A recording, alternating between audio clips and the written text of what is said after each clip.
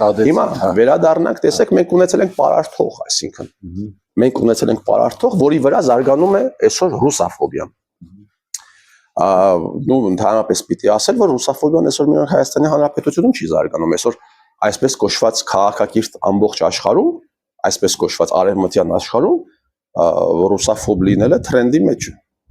Դուք տեսնում եք, որ հատկապես վերջին տարիներին, հա, դուք տեսնում եք, որ օրինակ հայտնի դիրիժորին կարող է աշխատանքից հեռացնել միայն ու միայն այն պատճառով Իտալիայում, որովհետև ինքը խոսքը վերաբերում է Գերգիևին, որովհետև ինքը բան է արել, հրաժարվել է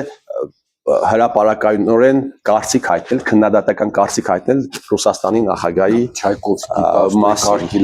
իրանց են արկելում, այսինքն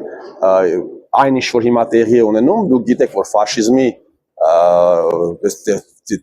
թեորիայի հիմնադիրներից մեկը ֆրանսիացի Ժոզեֆ Կոբինոն, եթե ինքը այն տեսներ այն ինչ որ հիմա կատարվում է Ռուսաստանի նկատմամբ, ինքը ես կարծում եմ, որ բավականին ուրախ կլիներ։